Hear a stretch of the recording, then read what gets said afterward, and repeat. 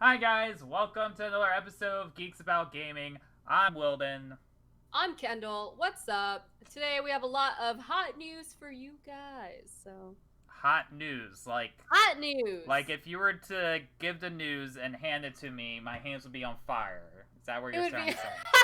That's how hot it is. We have a lot of big names making a lot of serious moves. Unilateral, lateral, up, down, sideways, backwards, Diagonal. diagonal, interdimensional. Dang, that is a lot of moves. That's quite a bit of moves. If I've A ever heard lot any of moves, moves. that's a good set of moves.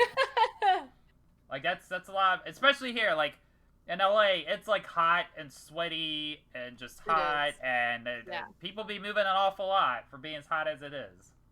Yeah. All right. I'm gonna skip to the hot topic. Actually, I feel like we could talk about video games at the end, like what we're playing at the end or something. Gaming podcast. Why we can stay to video games for later. Yeah, we're gonna do it. This is gonna be, yeah. Okay. So this is it. Ready? Yes, bring it. So Jake Lucky, he is the host of Esports Talk on YouTube. He has close to 300,000 subscribers, and mostly he just talks about news in the gaming industry. He recently made a tweet about the grind in the gaming industry, and it's about whoever wants a job in esports or in gaming or in streaming. It's not Monday through Friday, it's a full time 7 days a week job. And he's saying if you got to do it, that means you got to love it and you're going to lose your mind, but I'm cheering for you. And everyone saw that as toxic and negative. We had a lot of comments on his Twitter saying that I like that no one agrees because you have to take care of your mental health. You got to take care of your work life balance, and it shouldn't, no job should be a full time 7 days a week thing.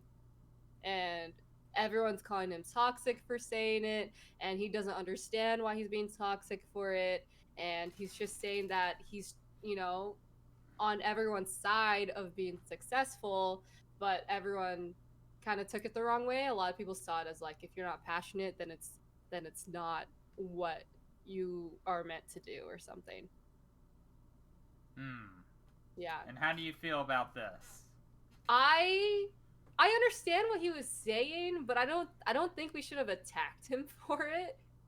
Although I do think at first when I did see it, I also was like, ah, how could you say something like that? That just enables a company to do to like not take care of their employees, you know? If more people think that way, then more companies will be like, if people want it, people are going to work for it, but Mm-hmm. life is not all about a job, it's not all about your career. And I understand, but also it's not the place to say that. Yeah. Yeah. I mean, I get where he's coming from too.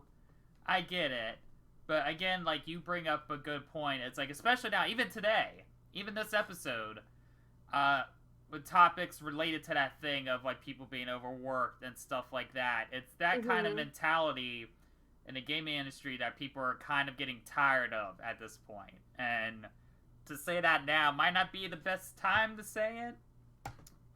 Excuse me. Because again, it's like you know, you can get advice from people, but in the day, everybody has their own way of doing things, and people could say, "Oh, this is one way of how to get this," but it doesn't mean it's gonna apply to everybody else. You just kind of take a little bit of everything and find your own way. Yeah, like again, like passion is important, but I mean, like we have the passion. I have it, but it's like I'm still learning things as I go. But again, Mm-hmm. it's that topic of now does just having passion enough? Like in my hand, Yeah. it's like I hope it is. I Yeah. think it still should be, but I feel like it's not going the other way, and that like again, it's like certain people like myself, you just kind of get like screwed out of the situation and things like that. But yeah, it's yeah, I get where he's coming from though, but again, I don't really know much about this person at all. Like, I think I remember seeing the tweet, but I was like, I didn't know who this guy was or whatever. And yeah, I mean, you guys spend your time on it and things like that, but like, you know, another topic we're gonna run into, if you want to bring up the Pokey thing, kind of relates to that, right? About taking 100%. time off. 100%.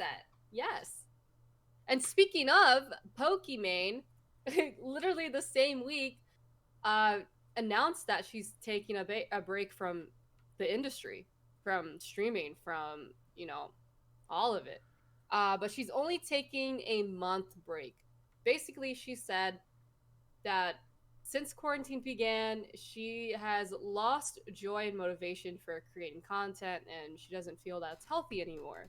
All the things she was looking forward to, like traveling, visiting her family, meeting all her fans and whatnot, it's just not possible right now, and that she feels burnt out because all she can do right now is stream and create content for us. However, she thinks it would be best for her to take a break because she hasn't taken a month off since she graduated high school, and that was well over 6 years ago for her.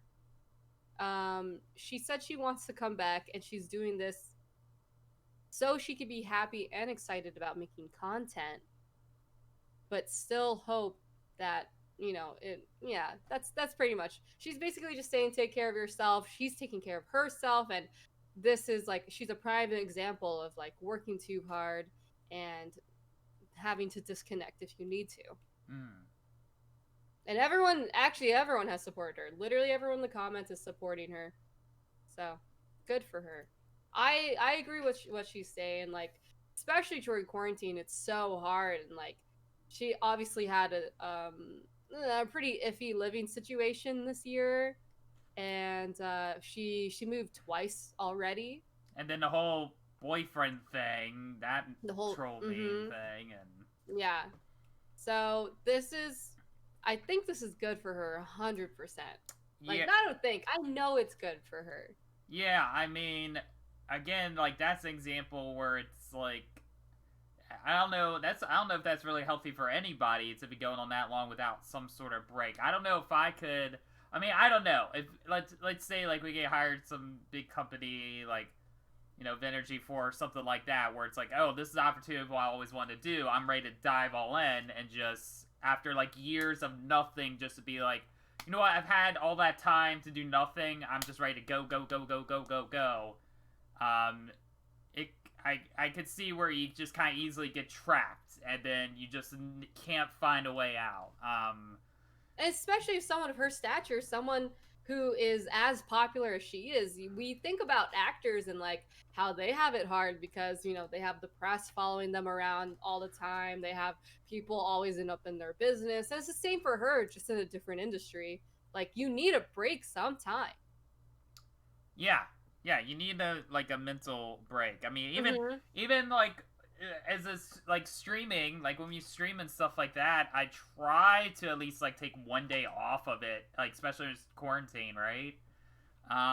Like even earlier this week, it was like the same thing. There was just a day where I was planning on streaming, and then I was like, you know what, I don't feel it. And to force yourself to stream, especially when you don't feel it, it's even worse. Because even some days when you stream, you still kind of want to stream, but you're still not necessarily fully there or something like that. But if you're not feeling it to begin with, then that you're just like, ooh, it's not good.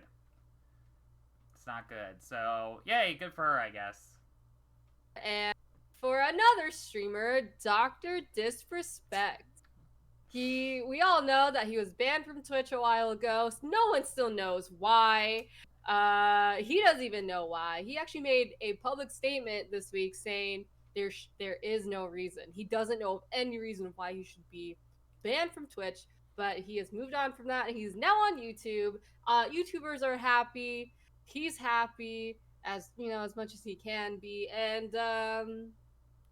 that's pretty much it. There's no news about why or how. Did you watch his stream at all? I watched a bit of his stream, yeah. Okay, I did too, because I was like, well, I'm going to see where it goes, because he started to count down the day before, and then he went live talking about, and he was like, basically, like, he's like, I don't know anything. But then later on, too, he did say, he was like, just about, like, I'm just glad to be doing this or whatever, and like I said all that I could say, so then I'm like, well, that's kind of contradicting what you said before, but yeah, a little bit, but like, where else is he gonna go? Yeah, I mean, and then gaming? I think it was IGN, I believe, reported too, saying that he doesn't have a contract with YouTube necessarily. He's not like contracted anywhere still. He's just streaming on there for now. He kind of did a sort of like a Ninja kind of thing. But I mean, we've kind of, I think, all knew this was coming, right? He did the teases, he did all that, the red and the black fits. He had that music video of his where he actually sang and stuff like that, which I'll admit he's got a decent singing voice. If you were to pull out of the tune, I was like, yeah, he's pretty all right. Yeah, and you know what was really weird, and it's a weird because I never really watched him. Once in a blue moon, I'll get in the mood for like I'm ready for some stupid adrenaline or whatever. You watch him, right? He's like G-full, just all over the place. But when I first saw him streaming today, like I was looking at him, I was like, and maybe it's because he shaved the beard down, maybe that like little gray in his beard. But honestly, he did look a little like he looked younger for some reason. I was like. And it was so weird, I couldn't tell you why, but I was like, he kind of looks younger, like he de-aged a bit. And it was really weird. It was so strange. But he still has the full setup, though. Like, everything had on Twitch, none of that has changed. He's still got his little thing, you know. And, you know, some people love him, some people hate him. But, I mean, what you can say, like, he has a decent singing voice, surprisingly. He's got the whole that backdrop, and I like the Cyberpunk City thing. I always kind of like that, you know. And he's still going with it. And yeah, he's right now he's back. He had like I think 400,000 at one point. They kind of went down to like 300,000, but yeah, good for him, I guess. So it's gonna be interesting to see where he goes from here. How long he's gonna keep doing this. He did hint to something about starting a production company. He did hint at that during the stream as well, but he didn't say much more than that. It would be smart, honestly. Like, they're already creating content. Might as well take the next step to it, you know? See, he's doing what I said last week's episode what Ninja should have done, is what Dr. Disrespect is doing.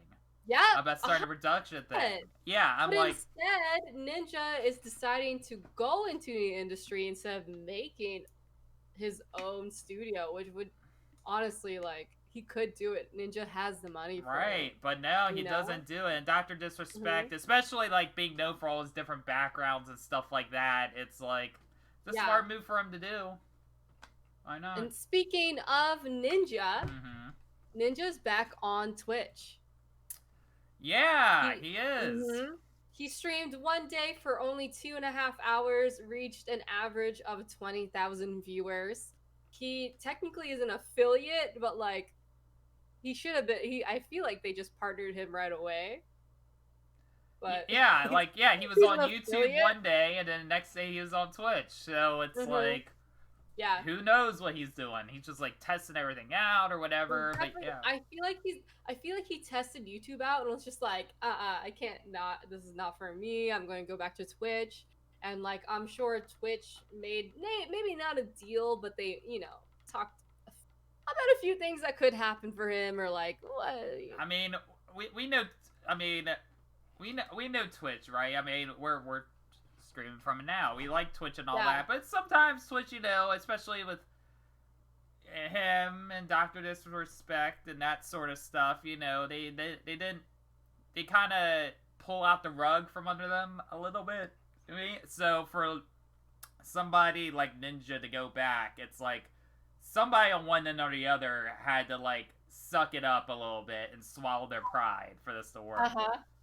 Like, especially especially like Ninja, or like even then, like they got rid of his channel and stuff like that. So it's like you had to talk that over and bring it back and all that hoopla. But so. I bet you people are trying to grab Ninja right now. I bet he's talking to so many people and he's trying to find the best deal. Yeah, like he's like in the same as Dr. Disrespect style, I think, where there's like no contract base. Like necessarily. So he's still kind of playing the field. Oh, for sure. For sure. Yeah, but yeah, that was a little out of the blue. He's like, oh yeah, I'm doing this tomorrow. There he was. Yeah. And then he got affiliate, and I was like, hey, same level. Same level. Yeah, let's go. Just 20,000 viewers less. Yeah. Oh yeah. 8 million. 8 bajillion followers. Yes. Freaking insane. Yeah. Ooh. Yeah. What else is going on, Kendall? What else is happening? So Fall Guys, huge success, right? Indie game we didn't see coming. Their marketing was just memes on Twitter, basically. They hit 6th on Twitch, then they hit number 4 for second week of beta, and then the game came out, and then they were number 1 on Twitch for the first 2 days it was out. They didn't expect this increase of people on their servers. They had a lot of server breaks. They had so many issues and glitches they didn't even know were possible because of all these people. And we even have hacks. And the game came out Tuesday, and people are already hacking the game, beating and trying to get that number 1 spot. Yeah, I know there's been maintenance issues with it. I know. Oh, I've had issues getting on it, and I'm like, they have like problems every half hour or something. Yeah, there's supposed to be some tournament or something. They canceled it. They're like, our servers can't handle it right now. Sorry. Yeah. Twitch Rivals said that they're gonna make Fall Guys a sport on Twitch Rivals, and we could all have a little fun on that. But it's not gonna happen because we all have problems on Fall Guys. Fall Guys is having problems with themselves. They have too many people on their servers, and but they're so successful that they didn't even realize how successful they could be. Yeah. Yeah, I mean, yeah, it's a fun game. And their social media person's pretty decent because they've been talking about trying to collaborate with people, and then they had the whole exchange where they were talking with CD Projekt Red. They're like, oh, we'd be down to do some Cyberpunk collab, and then the Witcher account's like, hey, don't forget about us though too. Yeah, but also not only that, but we have gaming chair brands trying to collab with them. We have Walmart trying to collab with them. Walmart made an official mock-up of what their skin would look like, which is just the Walmart vest. All right. Uh-huh. Oh, that's great. And I honestly, if Fall Guys doesn't fix their servers soon, they're probably going to have a decrease of players, but still, they're so successful, they'll probably be fine until people start getting tired of the game. You know what I'm saying? Yeah, you know what? It's too early for me to tell if Fall Guys is going to be around a year from now, or people are going to stop caring about it in 6 months.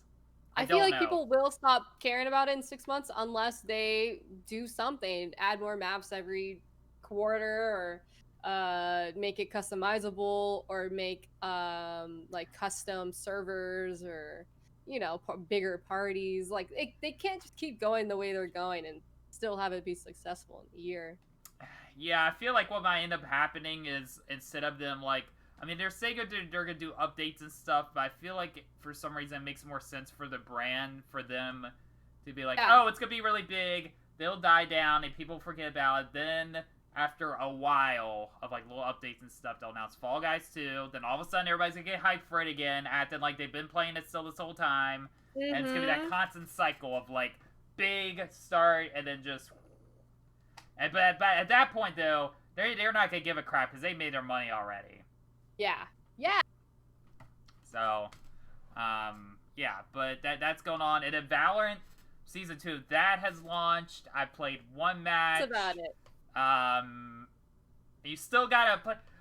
You still gotta play matches to get competitive again, which is somewhat annoying, but it's not too bad. It's only 4 matches, so I'm like, whatever. But I've only played one. I know there's the new gal. They have that new mode now, which is the death match, which is just skill, quote unquote, skill based. Depending on who you are. I don't know if it's one of those things where people are like, oh yeah, this is a real legit pro match, or all the Valorant people are like, boo, I hate this, blah, kind of thing. So feel like it's going one way or the other. I don't know yet. Have you played it at all yet? Season 2? Yes, only one game, but I didn't do deathmatch. Yeah, deathmatch is a little interesting. There's no like abilities at all. You just hop in. They randomly assign you a character because it doesn't matter who you are.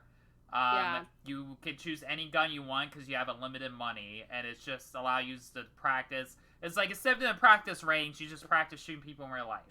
So you know, people are memeing like the Odins or something, killing everybody, and everybody's like, "Oh, come on!" Like you know, things like that sort. I was playing with somebody last night, and they weren't like they were a little bit triggered by it, but yeah, it's interesting. It's interesting. And I don't know how the new character's gonna go. I don't know if people are gonna. I know people were kind of whining, complaining she was a little too Overwatchy, or like, what is this Overwatch all of a sudden? I don't know how she's gonna go. So yeah, I thought that was interesting. But that's out. So that Fall Guys kind of came out around the same day. Right? I think both came out Tuesday. So that's an interesting. Yep. And then, of course, what happens? Fall Guys goes down. Where are all the big streamers streaming? Valorant. Valorant, it's true. I know, it's just, people, predictable sometimes, but you love them because they're so predictable. Oh, speaking of. So, today was also, well, today, on Friday, not only did Dr. Disrespect just decide to make an appearance to say hello, but an announcement for a game that we've been waiting for quite some time. And quite some time, I mean a couple of years. It's one of those biggest not kept secrets that we knew was happening and existed, finally confirmed. It's official. Rocksteady is finally coming out with a new game after Arkham Knight. It is a Suicide Squad game, which was a big long-running rumor for a long time. Yep. They're gonna probably debut it on the DC fandom, which is where we're also expecting the Batman announcement from WB Games Montreal. And yeah, so and what's interesting, it's the cover, right? Because there's the big debate on the cover where some people are like, oh, that's Superman, and then people are like, no, it's Bizarro, you Superman fans, you people, it's Bizarro, and then other people are like, no, it's not. It's not Bizarro. Yeah. Mr. Think No Every Bear comic book person. It's not Bizarro. And then the Bizarro people are like, I don't know, kind of thing.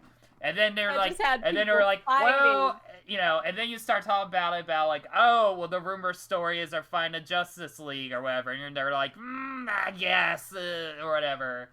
And then to be fair, I was watching, Confine Games and Greg Meadow brought up a good point, which was fair, because it was like, if it's Bizarro, why wouldn't you just send Superman to do it? And I was like, yeah, that's an argument to, you know. But yeah, it looks like Superman's a little in the zone. He looks a little corrupted. I know some people were trying to figure out if it's going to be a Justice League game, a Superman game, but your Suicide Squad fighting against the Justice League, supposedly, I guess, is what's going to be very interesting. It also, like, came out confirmed, too, that Warner Brothers Montreal, who was the people that are working on a new Batman game who did Arkham Origins, originally, they were working on the Suicide Squad game, and then it so happened to be, at the end of 2016, all of a sudden it got real fast, and they're like, I wonder why that was. What also came out that year? The Suicide Squad movie. Yeah, so pretty much, as soon as that movie came out, even though Quickly did well, fans were not happy with it, and they kind of put on it quick, but it didn't die. Rocksteady's like, you know what, we'll pick it up anyway, and then, they've been working on it ever since, and here we are. We don't know how the game's gonna go. Obviously, it's gonna be some sort of team element. Is it co-op? Is it single player? What's the story? Kendall, do you have any thoughts on this? Are you excited? Are you interested? Like you said, it's not a secret. It was happening, and like, where is it? You know, and it's finally here. We finally see a teaser of it, and I think it's just so exciting. You know, like, the movie was such a flop, so everyone is like clinging onto this game, and they're hoping that this game is gonna be as good as like the Arkham games, and like. Yeah, you would get, and that's the other question too, right? Because I mean, I haven't really seen anybody talked about it yet, but it's like the Justice League are the villains. The new Batman game is, I guess, we're not sure if it's continuing or if it's like another prequel. Yeah. But we know we know there's like factions and stuff, but then it's like, where does Batman fit into this Justice League game? Because I mean, if you know the Arkham Knight, you know the main dudes kind of kick the. So does that mean like, is this the Batman that's gonna be in the Warner Bros. Montreal one? Is this like a different one? But we know, I'm pretty sure it's gonna be connected to the Arkham universe, because why wouldn't you, right? So it's like, how are they gonna do that? That's the interesting question, I feel like. Because assuming Harley Quinn's in it, right? She's probably gonna be in it. It's like, it's probably gonna be the same Harley Quinn from the Arkham games. And it's like, and you know, a little bit of spoiler, but the game's been out for like a decade now or whatever. But Joker doesn't make it all the way through the series, so it would make sense for her to be part of this group because she doesn't have Joker holding her back. And then again, who are gonna be the members of the Suicide Squad? And that's the other thing too. It's like there's a lot of possibilities there. A lot of ways they can go. They can do new members they've never done before. You have your classic members. Again, the same thing. Probably another guarantee is probably Deadshot, who also made an appearance in Arkham games quite often, and we know he's still technically around. So you have that connection there. It's like, why would you sever that, especially if it's the same company? But yeah, I'm excited though. I'm curious to see gameplay. It's nice to finally get the confirmation after like 4 or 5 or 6 80 years. For sure, yeah. But we all knew it was happening anyway, so. Yeah, so, like I said, there was like, if you paid any attention to the game industry at all, that was always first it was Superman, then it was Suicide, then we go back and forth, and then last 6 months or so was like, yeah, it seems to be Suicide Squad, and people were kind of like, okay, it's not really what I want, but sure. Really, the fact is Rocksteady, like, if it wasn't Rocksteady and they announced a Suicide Squad game, more people would be like, on it. So, we'll see. I'm really curious. I'm curious to see where you get gameplay, when it's gonna come out. I'm really curious. Yeah, so that was a big deal that got launched today. Also, talking about, like, hot topics of things. So, okay, so we talked about this before, right? So there's Microsoft, there's Game Pass, and there's xCloud, right? xCloud's this thing that basically allows you to play Game Pass on whatever device you want. You put on your phones, your tablet, your computer, your Xbox. They're really trying to push this to go everywhere. Well, but not necessarily everywhere. So there's a little bit of a brick wall that got hit, and it's a pretty good, tough brick wall here. So because of like the certain restrictions and things Apple has had, technically now it basically allows xCloud to not be able to be on Apple devices. So if you're one of those Android supporters that was like, hey, you Apple people be getting on Android recently, and right now they're like, haha. And then it's all like the people win like for me, Android, 100%. Yeah, and all the people like me who have Apple or whatever are like, come on, man, come on, bro. It's a lot of the market, and it almost could break xCloud. You know? Yeah, because, I mean, most people, tablet-wise, probably have an iPad. Yeah, 100%. You know? And it's a great idea. Yeah, and apparently the main reason, according to Business Insider, according to GeekWire, the reason, according to them, is that it's not related to being able to review each game. It would be a roadblock for Microsoft's claiming ambitions. So yeah, I don't know. I mean, maybe, and then I see about it, maybe over there though, like at Google, they're like, oh, Google's like, wait a second, I know y'all are RIP this right now, but we're still here. We're just saying, y'all be bash us for the last couple years, making fun of Google, saying it's a joke, but guess what? You know, so I don't know. But yeah, Android users are like, haha, laughing in their face. So I don't know. I don't know if that means they'll ever come to Apple or not. But yeah, if you're an Apple person, like you said, Kindle exactly, it's a big percentage of the market. That's a hit. That's a hit for them. That's the fortunately. And you know, and pretty much for the most part, you could say this whole xCloud thing and what they've been doing to Xbox has been like, they've just been rolling. They haven't had really any problems or anything. They've just been shifting gears, kicking rears, and all of a sudden they finally had this hurdle, and it's a big one. Not everything can be perfect, guys. There's always got to be something. Yeah. Oh man. That's a big This deal. I'm really sucks. curious to see what's gonna happen with this. If anything's gonna happen right now.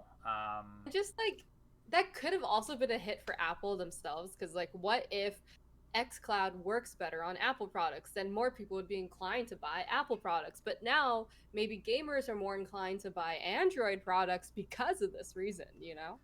Yeah, you're right. I know what part of it too maybe is because Apple's, you know, how Apple is sometimes. Because they have their own video streaming service. They do have their Yeah. own Apple Arcade. So they're like, but we got our own arcade here, you know? So it's like, why? We don't need that. Why would we have that on our platform? We got our own thing, and we're perfectly fine over here, you know? But yeah, you're right, though. It's, you know, Apple sometimes is a little bit head up its own butt. But yeah, I was like, oh wow, that's pretty interesting. Also, so the other thing that happened, VENN. We talked about VENN. VENN officially launched this week. It just finished airing like another brand new premiere episode. I've been watching a lot. You know what? It's not a bad start. It's not a bad start. Of the stuff I've been watching so far. The production value's pretty good. They're big, but because they're, this is my opinion. Can I just say my opinion right now? Yeah. Okay, their production value is amazing. Their set designer is amazing. They obviously put a lot of money into this and a lot of thought into this. But because it's 24/7, there's some downtime that's just so boring. Sometimes their segments are so boring because of how long they have to talk or how long they have to do something. And like, it's such a great idea. I just don't know if 24/7 was the way to go. And I understand that 24/7 also means that they're rerunning things. Mm-hmm. But still, like, I mean, woo! yeah, and you guys, and I know they still have the New York portion, and they got shows on there, but it's like, yeah, you're right. It's like, at the end of the day, how many shows are they gonna have? And like, are they gonna? Is it one of those things where I would think, I guess, they don't do new shows on the weekends, and it's just Monday through Friday, and then Saturday and Sunday are always going to be full of reruns, I guess? I assume. I actually, yes. I bet. And Mm-hmm. the shows, yeah, you know what? The shows they have aren't bad. I mean, granted, before this podcast recording, Sasha's Great Show just started. And I've been watching for half a second. It's a little rough. It's a little rougher than the other shows to start off with, but you know, it's not necessarily the host's fault either. Too, if it's a little rough, but like the download is pretty decent in terms like the production of that's pretty good. Can you answer this question for me? Because I didn't know how to even search for it. Yes. Sometimes their cast is on screens. Yes. Is that because of a quarantine thing? So yeah. So what's her doodle? Gosh, I feel like a dick. Because there's a couple of Erin Ashley Simon. So she's been the one most frequently that's been very okay. Mm-hmm. Yeah. So she's technically a host, but she's doing it because she's, I think, still in New York. Is why. Oh no way. Yeah. So the thing is yeah, it's because of distance. It's because of location. Whether they actually move her down or not, but that's the thing is she's like way far away right now. So does that mean when quarantine's over, you think she's gonna relocate here? I don't know, maybe. And then what I learned today too from the chat, which I didn't realize because they had G-Dragon on for the first couple episodes, and then people were like, "Wait, where is he this episode?" Because he's in other shows too, and they said like, "Oh, he's gonna be there, but only certain days of the week." So they'll be rotating. The only like constant stays are gonna be Jimmy and Fife. Those two are gonna be the mainstays, and then the third person that's physically there is gonna rotate between people depending on the day. Okay. Yeah, but otherwise, it's I kind of it's got a little G4 vibe. It got me a little bit hyped. I like the feel of it a little bit. Very millennial, super millennial though. Yes. Like Oh, G4 is gonna be kind of like the older millennial yeah. kind of version, but like VENN is like so Gen Z and young millennial. Yeah, it feels super like high tech, just like in the of the Yes, moment yeah, of the yeah, yeah. time. It's like you, yeah, Yeah. exactly. Yeah, but otherwise I like the download and stuff like that. I mean, they made good choices. I mean, Jimmy's been around a while and he's in charge, and getting him a Fife was a good choice. They had a pretty good one with her. And then there's the guest house where Chrissy Constanza. Yes. She's one of those Yes. people like I knew about like Against the Current, and I knew that like they were friends with some people in the gaming industry, so I was like, all right, give her a show. The 2 Even though hours. she's a musician. What? She's a musician. Yeah, she's the band Against the Current. Yeah. She's but like I didn't hop onto that. It was weird because I was like into Paramore, and I was into We Are the In Crowd a little bit, and then they were around that time too, but I was just kind of like I was kind of falling out of that zone. Yeah, I understand what you're saying. You know, because it's like a generation thing too. It's like young versus older, like younger versus the older. You know. So I never had issues with her. I know too that she moved to LA for this. So they like pulled her from. No way. Yeah, she moved to LA just for this. Wow. And okay. And I gotta say, like, I didn't know like too much about her, but I was like, you know, otherwise she's a very attractive lady and things like that. 100%. But you know what? She's like as a host, she's pretty good. She's really good as a host. You can just tell that there is not much of the gaming industry she knows about. Like, she knows it because she's currently working on it, and I'm sure she has a lot of connections in it. But like, you can tell she's more of a musician than, you know. Yes, and yeah, so part of me is a little like about that, but at the same time, excuse me. I mean, I'm sure the producers are feeding her some questions, but a lot of the questions. Oh, for sure. Like, yeah. Yeah, but a lot of the questions he's asking, is she's like, either she's asking herself or the way she delivers it feels like genuine. Like when she you can tell she's just a really good like interpersonal character, and she understands how to host. She understands how to interview. Yeah, like like it seems like she does want to learn and is interested and stuff like that. However, I just find it interesting. Yes, go ahead. 2 hours. 2 hours, and like an hour of that was them playing Overcooked. When all the other shows are an hour, and this one's 2, is an interesting choice. The 2 hours, it kind of drags. Yeah, that's like part of me saying what's boring of it, but it's because her segment is part interview, part let's play games. You know? Right, or do some sort of activity and all that. And I get it because you give time for the guests and you learn about the guests. I was about to say that. Like when Stella was on it, you know, that was like good and stuff. But at the same time, it's like 1 hour would be fine. I think they should cut it an hour. I'm just saying. Now. But I was gonna say, marketing wise, it's best that Guest House is 2 hours because these are the people we want to see. We want to see our favorite streamers. We want to see our favorite personalities in the industry, you know? Because, like, that's the one that's constantly changing people. No, whereas the other ones are, like, the same people. That's true.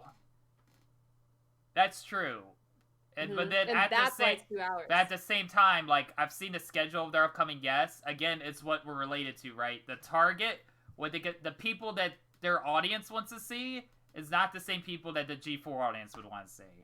Oh no, yeah, 100%. When you look at it, people, it's all like current streamers and stuff. There's not like current, hot, very attractive streamers. Not mostly women, but like I don't recall seeing a lot of like, if anybody from the gaming industry, maybe a marketing person or something, but it's mostly streamers or players. There's nobody like from the gaming industry. There's no like other like personalities or shows or whatever. Yeah, it's literally streaming personalities. Yeah, and then the download is where they have gaming industry people. So they had like Nolan North Kenny Omega Yes. is fine. I'm fine with that. But yeah, but that's where you get the more stuff is on the download. Mm-hmm. But then yeah, for Guest House, and like she said, it's. But then again, too, they didn't sell it as that. Guest House, Chrissy says, you know, it's gonna be artists, actors, musicians. It's just whoever. It's not like gaming specific, so I can't fault them because they're not marketing. It's not like they're mismarketing what they're saying. Yeah. They're telling you up It's front. true. They did tell us what's happening, and it is happening the way it is. And again, to give them props, they set it up front as a channel. They told you right away, like first day, they were like, you know, this it's not your as a gamer. There's gonna be something. We're gonna have a show that you'll like, but you're not gonna like all the shows that we do. And not, you know, you gotta give them props for that. And then the last main one. I mean, such a great thing still going out. So let's see. I didn't watch the workout one. I did. I watched. How was it? Shoot, what's it called? Something gains? Yeah. Looking for gains yeah. or something like that. Okay, so it was yeah, okay, so it Was this an hour too? It was an hour, and it was really fun when it comes to personalities and who they had on. They had Mighty Mouse, and he was like on Guest House today too. Oh yeah, yes he was.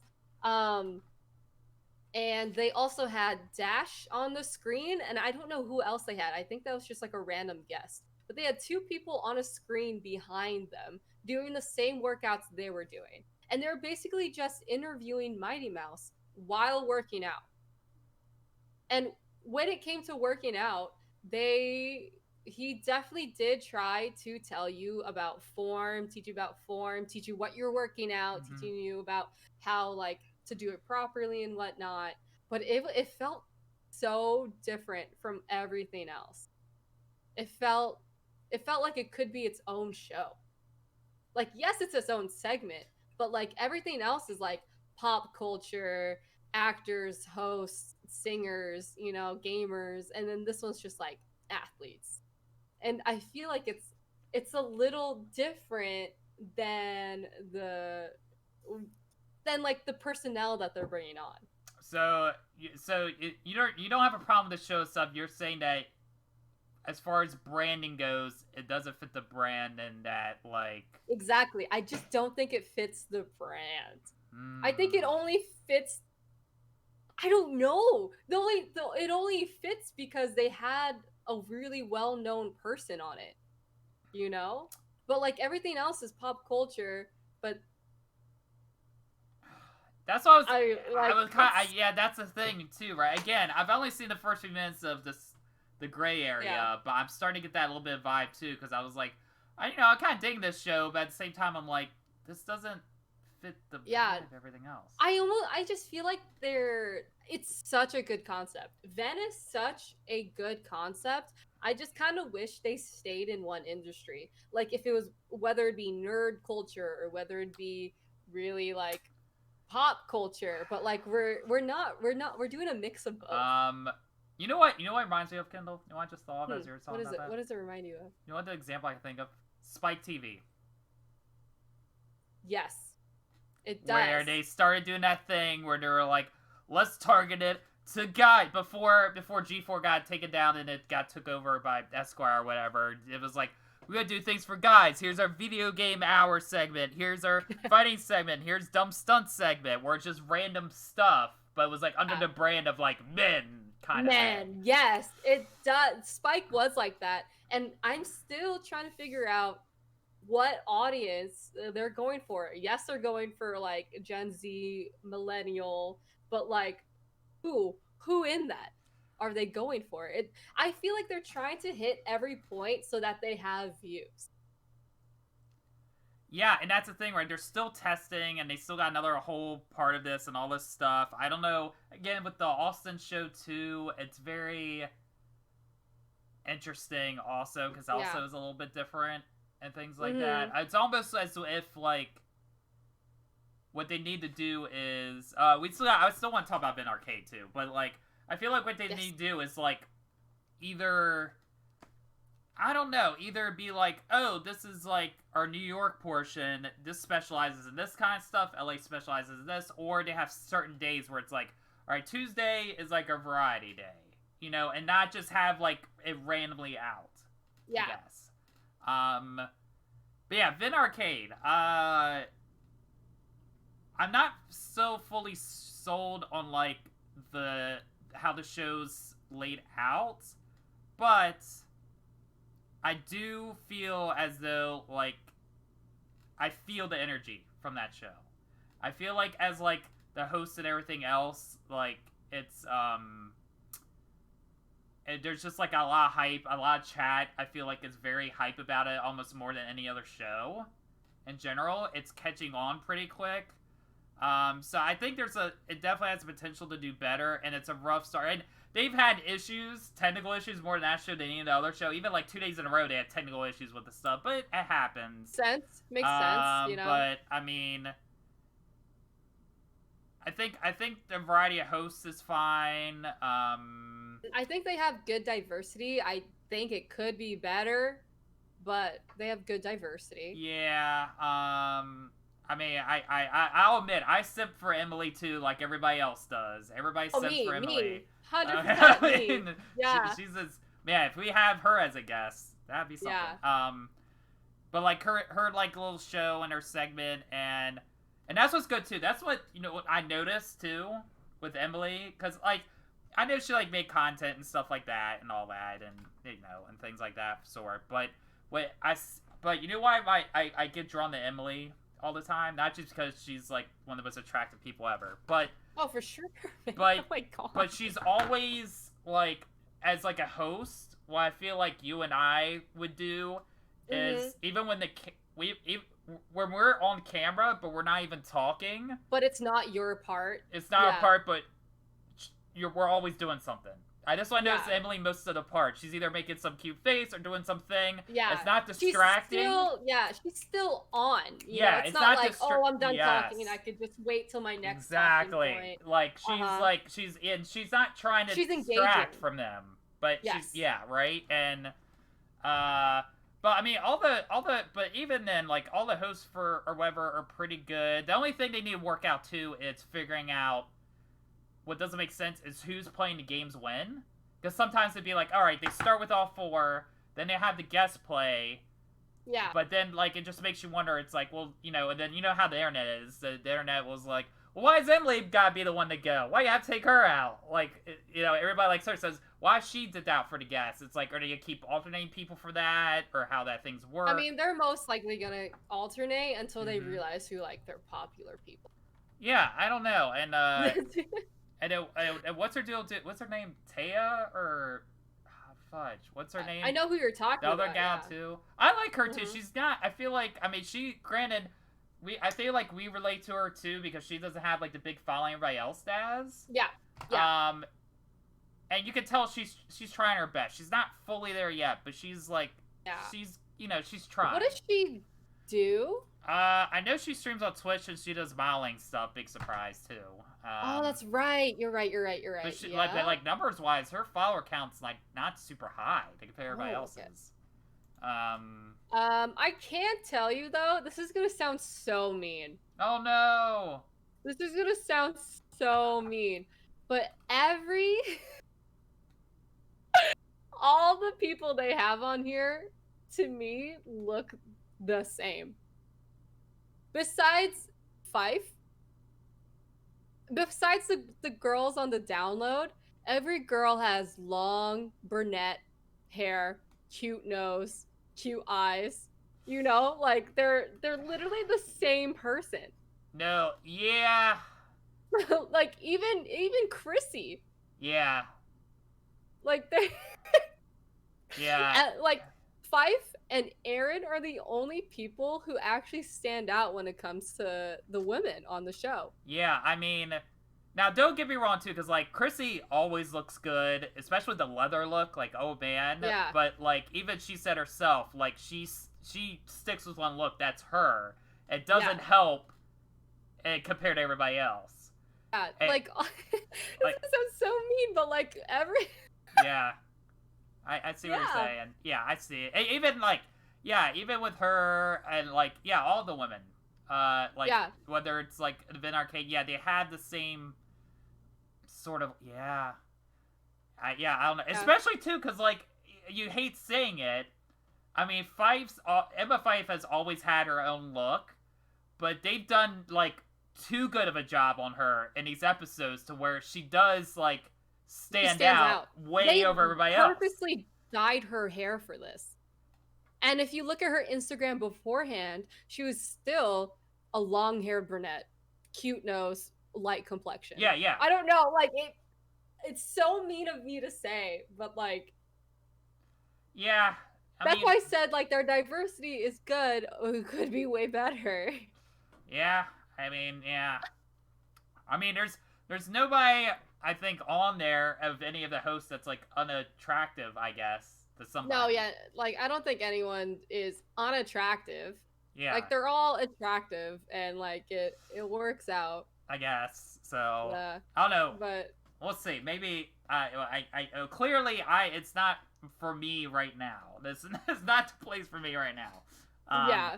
Although, and I do gotta give a shout out to G Dragon because he represents the DMV and he's mentioned at least twice on the show. Otherwise, nobody would give a crap about Maryland or the DMV area, so I appreciate him for that. The DMV finally has some representation, so thank you, brother, for that. But yeah, but overall, as a launch though, and stuff like that, it's a pretty solid launch. Yeah. It was pretty solid. It's better than most launches of stuff like that have been, even with some of the technical stuff. The hosts, at least this week, we'll see a month or two from now, because, I expect this in the first couple days. The hosts have been pretty interactive in the chat and Discord. They try their best. That's good. Even during, like, the breaks, they're pretty good, whether it's, like, Emily, Emma Fife's, she's there for, like, a lot of the shows, like, even besides the download, like, she was on, like, Sasha's show, like, in the chat and stuff. That's nice. So that's a probably good part feeling. of their contract, too, though. It is, too. But, like, I mean, Emma, I know Emma, though, like, she's being there because she wants to be there. Like, she doesn't take anybody's shit, either. You know what I'm saying? So, that's good. So, yeah, but overall, not bad. I'm curious to see what week 2 does. I know Austin's show got delayed, too. Was supposed to premiere this week, and they delayed that because he wanted to still work on it. I wonder how long they're going to go with this before they announce stuff on New York or new shows, how they're splitting it up. Will all of a sudden be 24/7? How much is a repeat? We'll see. We'll see where next couple months go. And then we'll see if G4 launches next year, how VENN will change, if we'll stay the same, because VENN still got a 6 months head start, Yeah, and VENN is very on, like, the serious side of things. Not serious, but, like, less goofy. Whereas we know G4 is going to be goofy as fuck. And we know that, and we know for sure, without saying anything, we know for sure that's the direction they're heading, right? Oh, yeah. It seems like they're picking the right, and they got some of the right people behind it so far and stuff like that. So it seems that's it's going to be due to, again, the whole argument of like, oh, G4 is better than it's just two different things. They can coexist perfectly fine. Yeah. For the fan of the overall thing, I think you're getting the best deal here because there's probably stuff, you probably might not necessarily like everything G4 either. So what's going to happen is, hopefully, everybody takes a little bit from VENN, a little bit G4. You combine half your schedule from this, half your schedule from that. Combine it. There's your week schedule. You got all the content you ever wanted for these two things combined.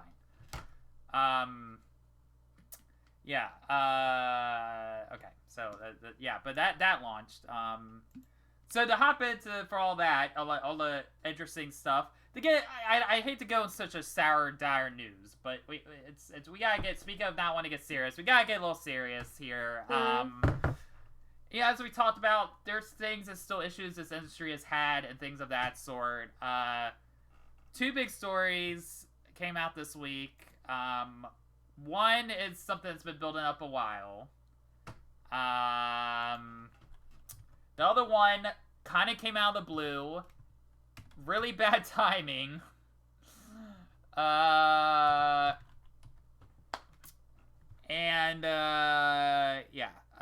here's the thing. So Blizzard, we know Blizzard does not have the best reputation among people in the industry. Nope. Even though I've applied for stuff, I've still even applied to Blizzard, but I still have reservations. stories come out of how the head honcho makes a bunch of money and people are working overtime, not getting paid as much as they should. Well, it seemed this might be able to happen, but it seems like they're kind of leading to a strike here. They're trying to form a union. A bunch of employees, they're using Slack to organize workplace stuff. This is according to Bloomberg, by the way, for Jason Schreier, who's always shifts gears and kick rears with news. And they're talking about how there's no unionization at all in the gaming industry, really, and it seems like this might be the start of that happening. So, and they're talking about the main CEO made $40 million last year or something like that. Wow. And it's a lot of people that left the company got huge 75 to 100% increases in pay at other locations once they left the company for the same job. Some are being paid less than $40,000 a year. It's not good. It's Blizzard's always kind of had this thing, but then they always kind of make it up because they'll come out some people but then even in the last couple years, as far as Blizzard content goes, they've been pissing people off, whether it's the Diablo thing or what they've been doing in Overwatch. I don't know, where does this all lead to? Where is this all going? I don't know. Does Blizzard, I don't know what you do if you're Blizzard. It's will they change? If they said we're going to change and people believe them, this is I'm hearing between that and Activision as a whole. I've still applied the things with them too, but even then when I even apply, it's I don't know. I never get hired from it anyway, but it's is it really worth it to go through all that to do it? I honestly, I remember hearing things even Kendall when I was doing stuff for QA for stuff. I was hearing people that done QA for Activision. I heard interesting stuff, even how their QAs went, and things of that sort. It's So what's your take on all this? How do you feel about this whole organization thing and Blizzard as a whole? They definitely just have to work on themselves internally. I don't know if there's anything they could do publicly without people kind of not reprimanding them, but really trying to tell them how to do their own job. If they stay doing nothing, that's such a huge problem for Blizzard, and they just gotta make moves, but you can just tell that they want to keep their money, It's just, that's bad. You shouldn't do that. That's how your business falls. It's, I feel it's inevitable at this point. There's gonna be some sort of strike or something. Something's gonna happen. They have to work on themselves internally. They have to understand that they literally need to just work more on employee benefactors and stuff, Yeah. And it's one of those things is people, no matter what industry you're in, there's certain companies that do shit like this, and they'll keep doing it as long, if nobody stands up and says anything, they'll keep doing it.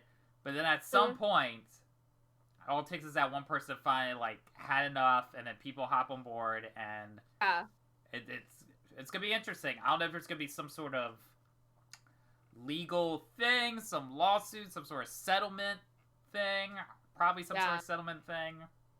But we'll keep an eye on it. It's definitely a big issue worth talking about of what's gonna come from this. If there's gonna come some union thing or thing like that, for real. And we'll keep you guys informed. But it's interesting where that's going. And then some other development news, which is just as bad, if not worse. It actually is. It's probably worse. Okay, so we're gonna go over just kind of our thoughts on the state of play here shortly.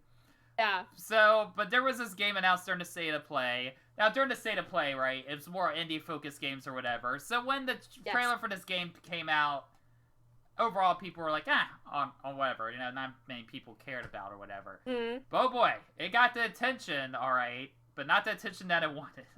Yep. So this game called Aeon Must Die, Right. It looked fine. Like no one thought anything of it. Yeah, Like, people thought it it looked was cool. State of yeah. Play when the game that's shown, immediately, like, either like right before the show or right after or during, this whole can of worms opened up about this. So basically what happened is that there's a bunch of workers that came out, this trailer came out, basically they said, oh yeah, we all worked on this game, we no longer work with the company that's making this game, and then that the head honcho is a dick, and he basically stole the idea from a former employee of the company. And they just all came out together in a statement and said, yeah, we're all in this together. Like, yeah. And it just, like, I can't imagine being Sony at this point being like, well, fuck. Like... yeah, I do want to read their statement. Sure, yeah, go ahead. Okay, so it goes, Focus Home Interactive has always praised and supported all our partner studios and the developers who compose creative teams and whatnot. They pride themselves on treating their own employees and blah, blah, blah, right? And then they're like, Focus Home Interactive was informed of serious allegations raised by some of the developers at Limestone who have worked on the creation of the video game Ion Must Die. These grievances are directed at Limestone, their direct employer. Like, and it's like, as the publisher of this video game, Focus is carefully looking into these allegations and will draw the necessary conclusions if they are proved to be well-founded, and then take all appropriate measures. No further comment will be shared until we have a clear and complete view on this matter. So, like, it does seem like they actually, from what Focus said, it literally feels like they had the rights to this game and Limestone lost it. You know? Yeah. Yeah. Yeah, and even said, like, too, yeah, like, some of the other details from what you've just to add on what you said as well. I'm talking about a lot of the team, like, was forced to leave because, again, poor working conditions, harassment. They were saying they they sent a joint letter resigning together as a team, including one of the co-founder of the studio. And it even includes like Limestone of like sending threatening letters, firing anyone before they agreed to resign. Probably just because, like, to avoid, like, the publicity or to make it look bad. And once the game came out, he probably would, like, try to, fuck him over or whatever. And things of that sort. Yeah, and it's... Ooh. Yeah. And they're talking about, like... Yeah, there's no pay, fringe on IP... It's just, like, another case of, like... They literally don't care about their employees, and they literally don't care about the repercussions that could come. You know? Yeah, it's like, again, it's like we're almost telling the same story twice, right? Yeah. Yeah. Again, it's like, oh, Blizzard can get away with this shit. Like, we can too. Like, what the fuck are you gonna do? Oh my You can't gosh. do shit about it. Sorry. Yeah. Sorry, it sucks. It always kills me too, where they always have to say we're carefully looking into things.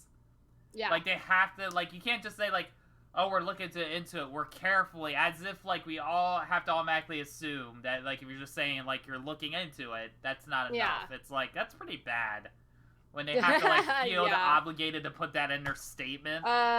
Yeah. Ooh, man, that was, like, right before or right after they should have to stay and play, and it's just like, Jesus. So it's like, come on, guys, really? Like... Yeah. Oh, and again, though, it's gonna be on multi-platform, though. It's not PlayStation exclusive, but speaking of PlayStation, Kendall, we had another state of play focused mostly on the indie stuff, a little bit PS5. They just kind of announced the last second. We got some more Crash 4 stuff, which actually looked pretty good. I'm hearing good things about Crash 4. They have like the like alternate mirrorverse thing, so you can replay all the levels. Are you like into the Crash 4 at all? No. You're kind of different on it. Yeah. Me too. A lot of like a random one, Braid, being re-released. Now, I don't know if you ever played Braid. Braid I played on the PS3. It was not my kind of game. It was a little platformy for me, but it was good for what it was, and but I never finished it. I don't know why now's the time for it, or who was asking for it, because it was so late where people were automatically thinking, oh, a Braid 2. I was like, okay, that kind of makes sense. Because Jonathan Blow hasn't really done anything else besides that, and they did the Witness puzzle game thing. But it is weird, like, now they come out of Anniversary Edition. I mean, like, were you ever interested in this at all? What do you think about them, like, announcing a remaster of this game at this time? I thought about it. I don't have an opinion on it, you know? It's kind of random. It's just there. Like... Yeah, and again, though, it's coming on all systems, supposedly. Current gen. Yeah. Okay, so, alright, then they have this Pathless game, which is, like, a survival open world that's focused on bows and arrows. It's not Horizon Zero Dawn. Like it. But it's like you're, like, running through and you're shooting stuff, and the shooting, these, like, circles help keep the momentum going. This little tiny ass burst must carry your ass all the way to certain places and stuff. For what they're describing on paper, it sounds like something I would like, but it's got a little Breath of the Wild vibes to it, but I don't know. It was just something about it where I know the chat wasn't super nice about it. They were a little Resident Sleeper on it. Wait, were you interested in this game? It wasn't grabbing me. It wasn't quite... Yeah, like, it's just like, oh, a new game, that looks pretty cool. If I get it, I get it. I don't need to get it. Yeah, again, Spelunky 2, they announced, which I know people like Spelunky. There's a group of people for a while when that game came out. People love it. But, like, that game specifically catered to that community, you know? And again, doesn't it feel like with the Braid Anniversary, where it's like this announcement is a little late? Is it just because I feel like I'm like, shouldn't it just come out a couple years ago at least? The sequel at this point. It's one of those things where it's the Avatar effect, where it's like so much time has passed. It's like, who really cares? I mean, besides really cares? Besides the core group of Spelunky, as far as getting new people in, it's like it's some of the choices were kind of weird. Genshin Impact. It looks more like my kind of game or whatever, but I mean, I'm down. You know, so we got more info on Bugstacks, and the more info they gave us, basically, in the scheme of things, they gave us more info, but still left everybody just as confused as to what the hell this game is. None of us still know what this game is, and I hate to reference it, but it's true. They brought it up on the download. Is the meme of this game gonna overshadow what the game is? Like, has it been too hyped up to where wherever this game is gonna be disappointment? Is it, in fact, I'll tell you, the whole, like, meme joke of it being a horror game.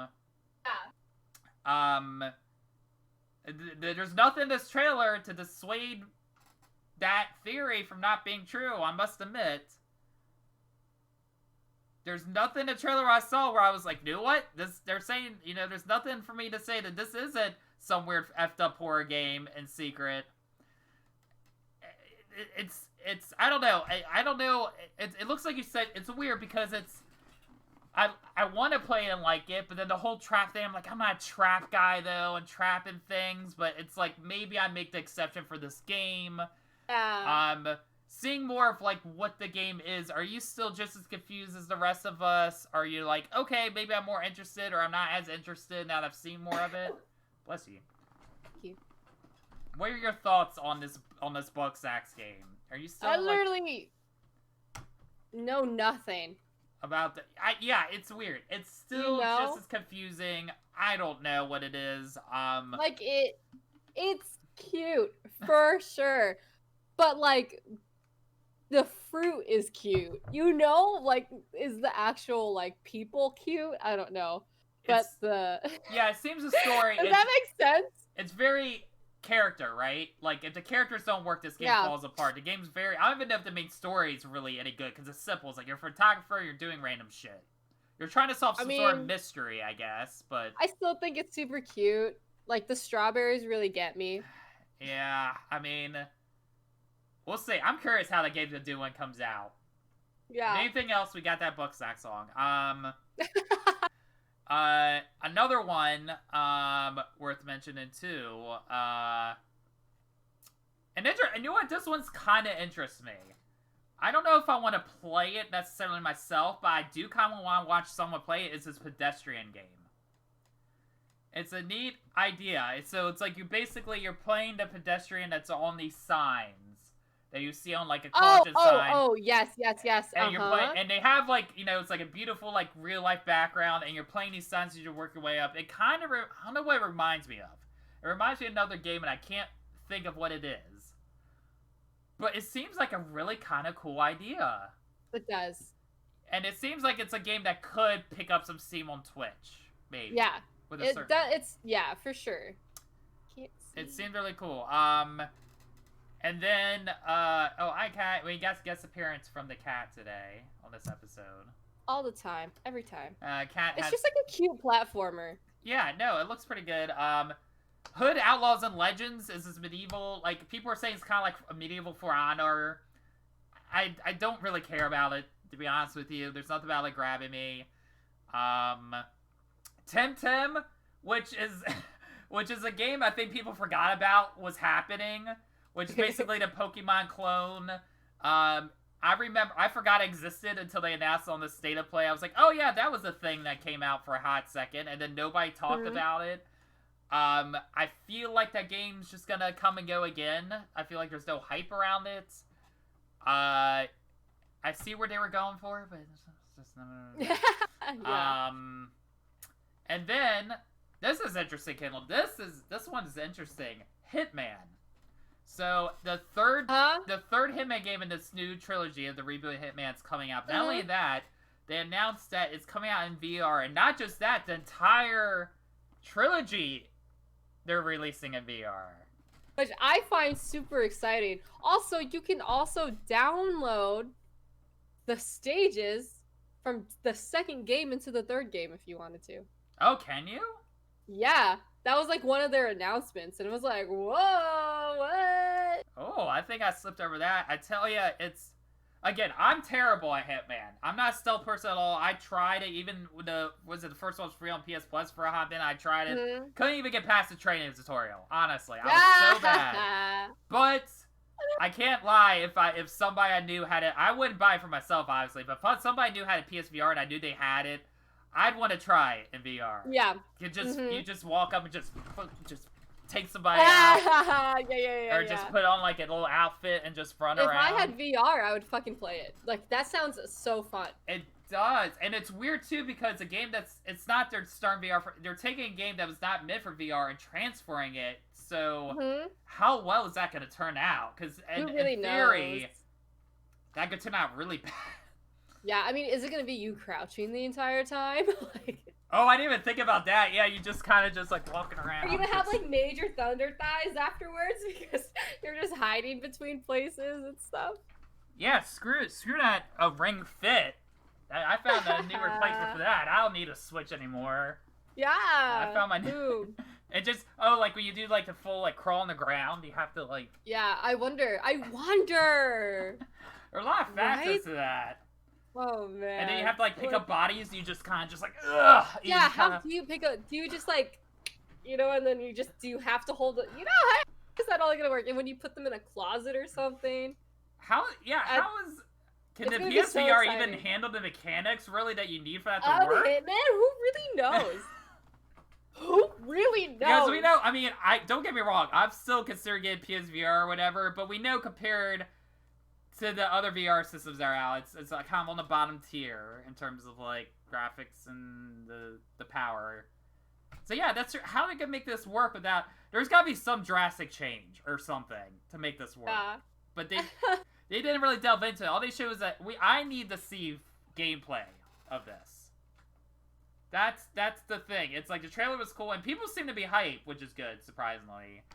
But it's just it's exciting and interesting, but I'm really got to see how this works to see how do we do all this stuff, because all that you mentioned, Kendall, is very like controller based gameplay, and then to turn that to VR, that's very interesting. Though it's crazy. Not just through all of them, but hey, you know what? I tell you what though, you gotta give it props. Hitman has been around for a minute, and it's somehow still going. It's still going, and like, man, right? People still talk about that movie too. Yeah. I wonder though. I wonder if Splinter Cell had come back earlier. Oh my god. Would that hype for Hitman would it be as successful as it now, or would it not have no effect whatsoever? I think it would have been. I think that would have been the game, honestly, because like we're having TV shows right now of like. We had a Hitman movie, we had an Assassin's Creed movie, we're having a Uncharted thing, but a Splinter Cell was still a thing, that would be it. They were supposed to be a freaking Splinter Cell movie, don't know what happened to it. It's because it lost momentum. But like, if it happened in this generation, I'm sure it would be successful. I mean, right? I mean, that's the thing. It's like, I know people wanted stuff like that, but again, I guess it's like, it's good for Hitman because there's no real competition. And they're taking advantage of it. Maybe part of it knows, like, one day Sam Fisher's coming back, and we better just take it and then all we can. Yep. Because who knows if they do a new Hitman trilogy by then. More than likely, there's going to be a new Sam Fisher Splinter Cell. Yeah. So, I mean, so much of the point becomes memed in all the Ubisoft events, right? So, very interesting announcement. And, just in case... the Star Wars Darth Vader one's coming out. That looks pretty cool. I knew that was coming. Ooh, And in VR? Yeah, I played it.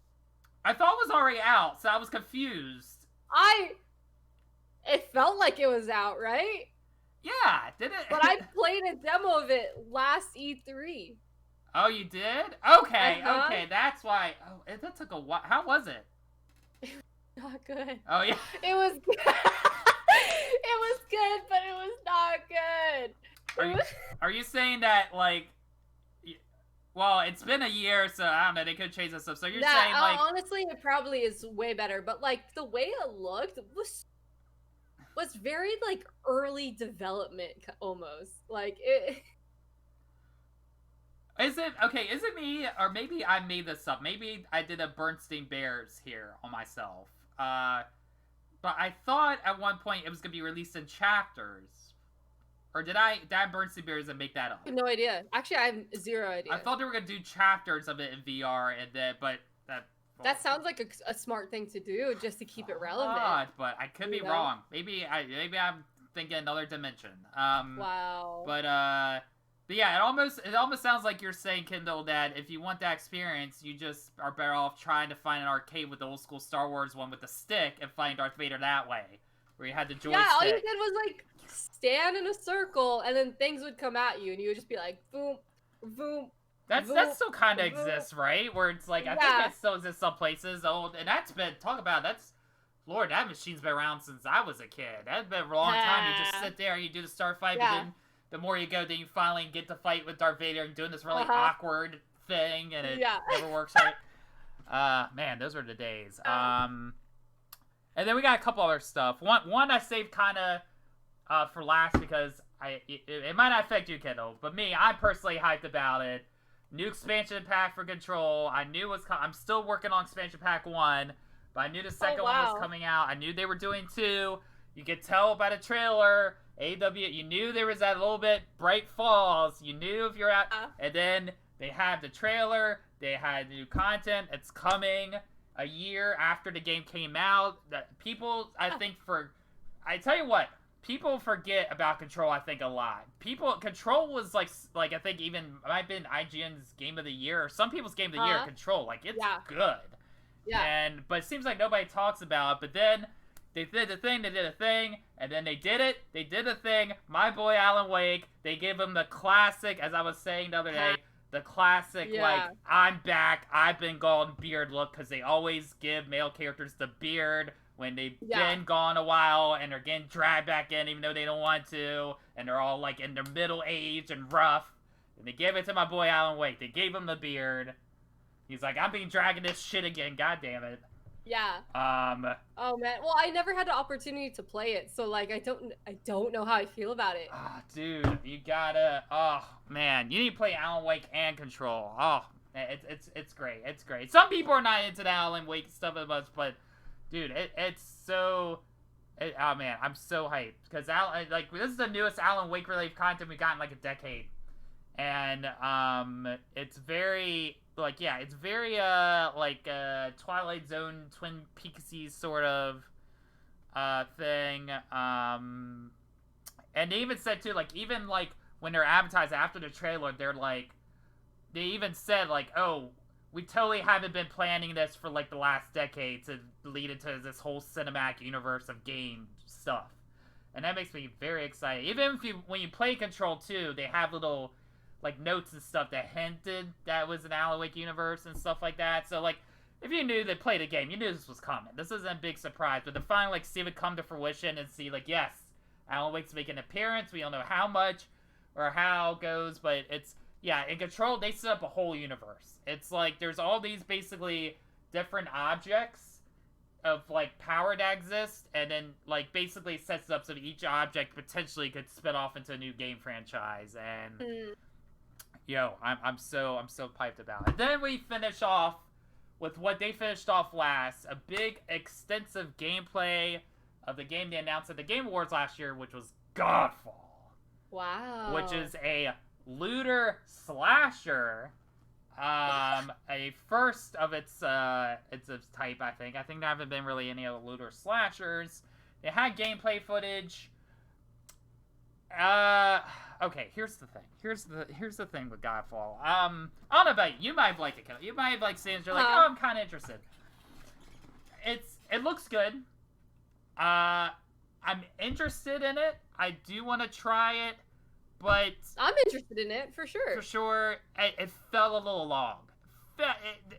For sure. They usually, and I think, like, I can't remember who said this, but it might have even been like Andy Cortez said it or something, where it was like, normally this is like a thing that they would be like, oh, they give like a snippet and be like, oh, check out our YouTube thing to get the full gameplay. But they decided to like put at the end a full thing, and it's weird too because it isn't a PlayStation exclusive, and yes, it's PS5 footage and stuff like that, but it did feel like halfway through where I'm like, okay, I get it. It's like, and then just the most like very abrupt ending. It was just like, all right, we're done, thanks, bye, and everybody's like, thank you. Okay, like you're like, all right, we're done, bye. And it was just very odd. It was a very odd thing. Yeah. That's funny. Yeah, it's weird.